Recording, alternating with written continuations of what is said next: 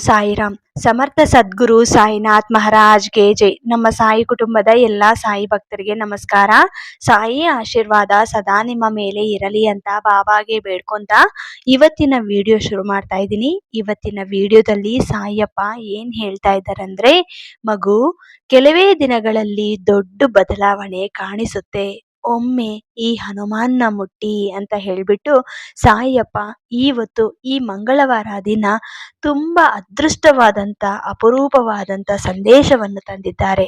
ಈ ಸಂದೇಶದ ಮೂಲಕ ನಮ್ಮ ಜೀವನದಲ್ಲಿ ಎಷ್ಟು ದೊಡ್ಡ ಬದಲಾವಣೆ ಆಗುತ್ತೆ ಅನ್ನೋದು ಸಾಯಿಯಪ್ಪ ಹೇಳೋ ಮಾತುಗಳ ಮೂಲಕ ನಾವು ತಿಳ್ಕೊಳ್ಳೋಣ. ಮೊದಲು ಸಾಯಿಯಪ್ಪ ಏನ್ ಹೇಳ್ಬೇಕು ಅಂತ ಬಂದಿದ್ದಾರೋ ಈಗ ಕೇಳಿ. ಮಗು, ನಿನ್ನ ಜೀವನ ಅಪರೂಪವಾದಂಥದ್ದು. ಯಾಕಂದ್ರೆ ನೀನು ನನ್ನ ಮಗು. ನನ್ನ ಮಕ್ಕಳಿಗೆ ಯಾವಾಗ್ಲೂ ಅದೃಷ್ಟ ನೀಡುತ್ತದೆ. ಈ ದಿನ ನಿನಗಿರುವಂತ ಕಷ್ಟ ತಾಳ್ಮೆದಿಂದ ಅನುಭವಿಸಿ ಅತಿ ಶೀಘ್ರವಾಗಿ ಅದನ್ನ ನಿನ್ನಿಂದ ದೂರ ಮಾಡುತ್ತೀನಿ. ಭಗವಂತ ಕಷ್ಟಗಳು ಸುಮ್ಮನೆ ಕೊಡಲ್ಲ. ಯಾವುದೇ ಒಂದು ಕಾರಣ ಇಲ್ಲದೆ ಈ ಕಷ್ಟಗಳು ಯಾವ ಜೀವಿನೂ ಅನುಭವಿಸಲ್ಲ.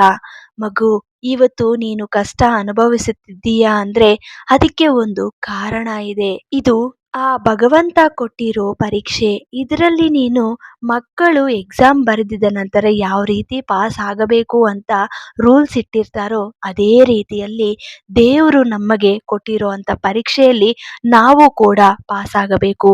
ಮತ್ತೆ ನಾವು ಅದರಲ್ಲಿ ಪಾಸ್ ಆಗಿದ್ರೇನೆ ಈಗಿರೋ ಕಷ್ಟಗಳು ದೂರ ಆಗುತ್ತದೆ. ಒಳ್ಳೆಯ ಕಾಲ ಬರುತ್ತೆ. ಈಗ ನಾವು ಮಾಡಿರೋ ಅಂತ ತಪ್ಪುಗಳು ಏನು ಅಂತ ನಮಗೆ ಗೊತ್ತಿರಲ್ಲ. ಆದ್ರೂ ಕೂಡ ಈ ಕಷ್ಟಗಳು ಏನಕ್ಕೆ ಅಂತ ನಾವು ದೇವ್ರ ಮುಂದೆ ಬಡ್ಕೊಂತಾ ಇರ್ತೀವಿ. ದೇವ್ರ ಮುಂದೆ ಬಂದು, ಬಾಬಾ, ಏನಕ್ಕಪ್ಪ ಇಂಥ ಶಿಕ್ಷೆ ಕೊಟ್ಟಿದೀಯಾ? ನನ್ನ ಜೀವನದಲ್ಲಿ ನಾನು ಯಾವತ್ತೂ ಏನು ತಪ್ಪು ಮಾಡಿಲ್ಲ. ಆದಷ್ಟು ಒಬ್ಬರಿಗೆ ಸಹಾಯ ಮಾಡಕ್ಕೆ ಪ್ರಯತ್ನ ಮಾಡ್ತೀನಿ. ಪ್ರತಿದಿನ ನಿಮ್ಮ ಸಂದೇಶವನ್ನು ಕೇಳಿದ ನಂತರ ಅದನ್ನ ಆಚರಿಸಕ್ಕೆ ಪ್ರಯತ್ನ ಮಾಡ್ತೀನಿ. ಏನು ತಪ್ಪು ಮಾಡಲ್ಲ. ಒಬ್ಬರಿಗೆ ಕೆಟ್ಟದಾಗಿ ನೋಡಲ್ಲ. ಒಬ್ಬರನ್ನ ಬೈಯಲ್ಲ. ಈ ರೀತಿಯಲ್ಲಿ ನಾನು ಬೆಳೆಯುವಾಗ ಇಂತಹ ಕಷ್ಟಗಳು ಏನಕ್ಕೆ ಬಂತು? ಸಾಯಿಯಪ್ಪ, ಆದಷ್ಟು ನನಗೆ ನೆಮ್ಮದಿ ಕೊಡಿ. ಮನಃಶಾಂತಿಯಾಗಿ ಇರಕ್ಕೆ ನಾನು ಪ್ರಯತ್ನ ಮಾಡ್ತಾ ಇದ್ದೀನಿ. ಆರೋಗ್ಯ ಕೊಡಪ್ಪ. ಇದಕ್ಕಿಂತ ಹೆಚ್ಚಾಗಿ ನಾನು ಏನು ಬೇಡಿಕೊಳ್ಳಲ್ಲ ಅಂತ ನನ್ನ ಮಗು ನನ್ನ ಪಾದಗಳು ಮುಟ್ಟಿ ಬೇಡ್ಕೊಂತಾ ಇದೆ. ಮಗು, ಇದಕ್ಕಿಂತ ಹೆಚ್ಚಾಗಿ ನಿನಗೆ ಏನು ಕಷ್ಟ ಬರಲ್ಲ. ಮುಂದಿನ ಕಾಲದಲ್ಲಿ ನೀನು ಯಾವತ್ತು ಸಂತೋಷವಾಗಿ ನಿನ್ನ ಮಕ್ಕಳ ಜೊತೆ ಇರ್ತೀಯ. ಇವತ್ತು ಯಾವುದ್ರ ಬಗ್ಗೆ ತುಂಬಾ ಹೆಚ್ಚಾಗಿ ಯೋಚನೆ ಮಾಡುತ್ತಿದೆಯೋ ಅದನ್ನೇ ನಾನು ತಿರುಗಿ ವಾಪಸ್ ಕೊಡ್ತೀನಿ. ಮಗು, ಆರ್ಥಿಕ ಸಮಸ್ಯೆಗಳು ಹೆಚ್ಚಾಗಿದ್ರೆ ಖಂಡಿತ ನಿನಗೆ ಆರ್ಥಿಕ ಸಮಸ್ಯೆಗಳು ಮುಂದಿನ ಕಾಲದಲ್ಲಿ ಕಡಿಮೆ ಆಗುತ್ತೆ. ಈಗ ಆ ನೋವನ್ನು ತಡೆದೆ ನಿಮ್ಮ ಕಷ್ಟಗಳೆಲ್ಲ ಕೂಡ ನಿಮ್ಮ ಜೊತೆ ಇರುವಂತವ್ರು ಅಥವಾ ನಿಮ್ಮ ಸುತ್ತೂ ಇರುವಂತವ್ರು ಯಾರೇ ಇರಲಿ ಅವರ ಜೊತೆ ಹಂಚಿಕೊಳ್ಳಕ್ಕೆ ಪ್ರಯತ್ನ ಮಾಡಬೇಡಿ. ಮಗು, ನಿನಗೆ ನಿನ್ನ ಸಾಯಿ ಇದ್ದಾರೆ. ನಿನ್ನ ಸಾಯಿ ತಂದೆ ಯಾವಾಗ್ಲೂ ನಿನ್ನ ಕಷ್ಟಗಳನ್ನು ನೋಡುತ್ತಾ ಇರ್ತಾರೆ. ನೀನು ಏನೇ ಕೆಲಸ ಮಾಡಿದ್ರೂ ನಿನ್ನ ಸಾಯಿ ನೋಡುತ್ತಾ ಇರ್ತಾರೆ. ಅದು ಒಳ್ಳೆಯದಾಗ್ಲಿ ಅಥವಾ ಕೆಟ್ಟದಾಗ್ಲಿ. ನೀನು ಇವತ್ತು ನಾನೇನು ಕೆಟ್ಟದು ಮಾಡಿಲ್ಲ ಅಂತ ನೀನು ಹೇಳುತ್ತೀಯ. ಆದ್ರೆ ಈ ಸಮಸ್ಯೆಗಳು ನಿನಗೆ ಗೊತ್ತಿಲ್ಲದೆ ಬಂದಿದೆ. ಆದ್ರೆ ಆ ಸಮಸ್ಯೆ ಏನು ಅಂತ ಆ ಭಗವಂತಗೆ ಗೊತ್ತು. ಇದೆಲ್ಲ ಕೂಡ ಆ ದೇವರ ಪವಾಡ. ಎಲ್ಲ ಆಟ ಅವರೇ ಆಡುತ್ತಾರೆ. ನಾವು ಸುಮ್ಮನೆ ನೋಡುತ್ತಾ ಇರಬೇಕು. ಅದನ್ನ ಅನುಭವಿಸಬೇಕು. ದೇವರು ಕೊಟ್ಟಿರೋ ಪರೀಕ್ಷೆಯಲ್ಲಿ ಖಂಡಿತ ನಾವು ಗೆಲ್ಲಬೇಕು. ಏಕೆಂದ್ರೆ ಆ ತರ ನೀವು ಗೆದ್ದಿದ್ರೇನೆ ಮುಂದು ನಿನಗೆ ಸಂತೋಷವ ಕಾಲ ಆರಂಭವಾಗುತ್ತೆ. ಮಗು, ಈಗಿರೋ ನೋವನ್ನ ನೀನು ಮನಸ್ಸಿನಲ್ಲಿ ಇಟ್ಟುಕೊಂಡು ಶ್ರದ್ಧೆ ಸಬೂರಿದಿಂದ ಅನುಭವಿಸಿ. ಏನೇ ಕಷ್ಟ ಬಂದ್ರೂ ತಾಳ್ಮೆದಿಂದ ಅನುಭವಿಸುತ್ತಾ ಹೋಗಿ. ಭಗವಂತ ಏನಕ್ಕೆ ಕೊಟ್ಟಿರ್ತಾರೋ ಗೊತ್ತಿಲ್ಲ. ಆದ್ರೆ ಎಲ್ಲದಕ್ಕೂ ಒಂದು ಕಾರಣ ಅಂತೂ ಇರುತ್ತೆ. ಅದು ನೀನು ತೃಪ್ತಿಯಾಗಿ ಅನುಭವಿಸಬೇಕು.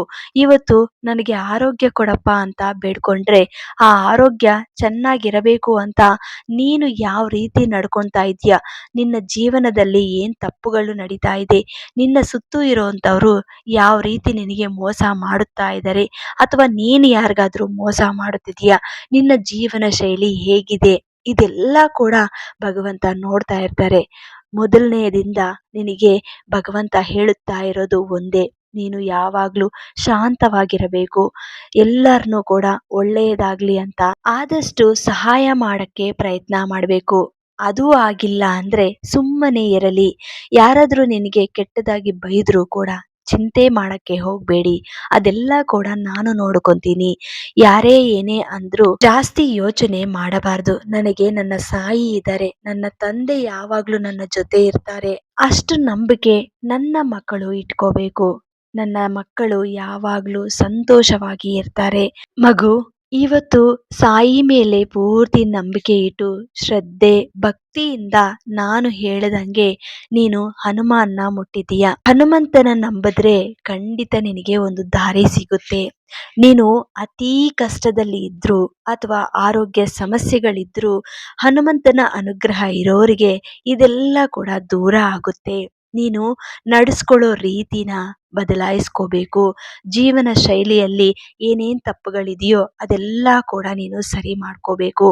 ಇನ್ ಕೇಸ್ ನೀನೇನು ತಪ್ಪು ಮಾಡಿಲ್ಲ, ನಾನು ಯಾವತ್ತೂ ಶ್ರದ್ಧೆ ಸಬೂರಿದಿಂದ ಸಾಯಿ ಹೇಳ್ದಂಗೆ ಸಾಯಿ ಸಂದೇಶವನ್ನು ಪೂರ್ತಿ ಅರ್ಥ ಮಾಡಿಕೊಂಡು ಆಚರಿಸುತ್ತಾ ಇದ್ದೀನಿ. ಆದರೂ ಕೂಡ ನನ್ನ ಕಷ್ಟಗಳು ಮಾತ್ರ ದೂರ ಆಗುತ್ತಿಲ್ವೇ ಅಂತ ಯೋಚನೆ ಮಾಡಬೇಡಿ. ಇವತ್ತಿರೋ ಕಷ್ಟ ನಾಳೆ ಇರಲ್ಲ, ನಾಳೆ ಇರೋಂಥ ಸುಖ ನಾಡಿದ್ದಿರಲ್ಲ.